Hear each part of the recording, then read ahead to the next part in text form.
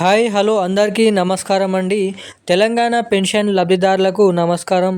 Welcome back to వీటీ updates YouTube channel. ఇక వీళ్ళందరికీ 4,016 రూపాయలు, ఇక ఇటువంటి వికలాంగులందరికీ 6,000 రూపాయల పెన్షన్ డబ్బులు అనేది అర్హులై ఉన్నటువంటి ప్రతి ఒక్క పెన్షన్ లబ్ధిదారుల ఖాతాలలో ఈరోజు సాయంత్రం వరకు దాదాపు 28 నుంచి 32 జిల్లాలలో కొత్త పెన్షన్లను విడుదల చేస్తున్నట్టుగా తెలంగాణ ముఖ్యమంత్రి సీఎం రేవంత్ రెడ్డి గారు జీవో అనేది విడుదల చేయడం అయితే జరిగింది.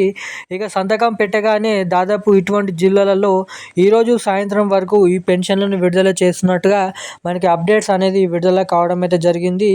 ఇక పూర్తి వివరాల కోసం వీడియోని ఎక్కడ స్కిప్ చేయకుండా వీడియోని అయితే లాస్ట్ వరకు చూడండి.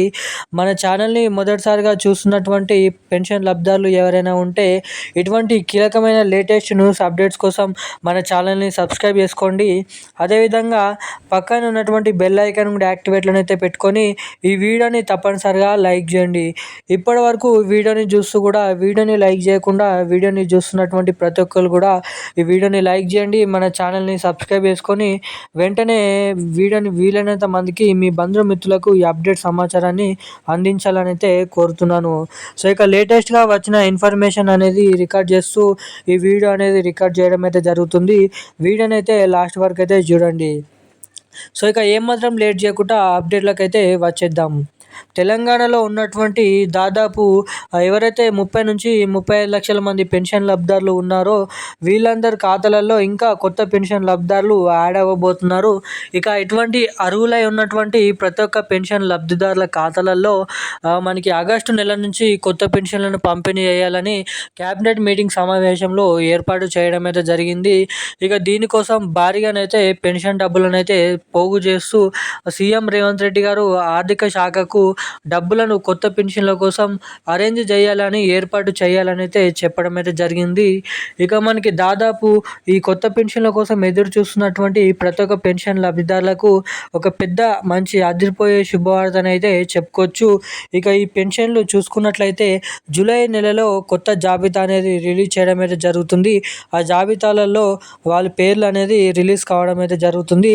దాని తర్వాత ఆగస్టు నెల నుంచి జాబితాలో ఉన్నటువంటి వారికి మాత్రమే ఈ కొత్త పెన్షన్లను విడుదల చేయబోతున్నట్టుగా మనకి ఇక్కడ అప్డేట్స్ అనేది ఉండడం అయితే జరిగింది.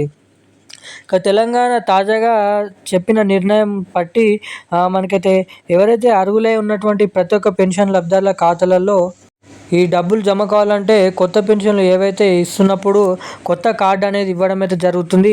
ఆ కార్డు ఎవరైతే అన్ని అర్హతలు ఉండి ఆ పెన్షన్ లబ్ధిదారులు ఏదైతే కేటగిరీ ఉందో ఆ కేటగిరీకి అర్హులై ఉన్నటువంటి పెన్షన్ లబ్ధిదారులకు మాత్రమే ఆ కార్డులు అనేది అందజేయబోతున్నారు. దీనికోసం సర్వే అనేది చేపట్టనున్నారంట. సర్వేలో అర్హులై తేలిన ప్రతి ఒక్కరికి కొత్త పెన్షన్లు అనేది ఆగస్టు నెల నుంచి, ఇక అనర్హులుగా తేల్చినటువంటి వారికి పెన్షన్ ఖాతాల నుంచి పెన్షన్ డబ్బుల నుంచి వారిని పూర్తిగానైతే రద్దు చేయాలనైతే తెలంగాణ రాష్ట్ర ప్రభుత్వం నిర్ణయంతో ఉందంట.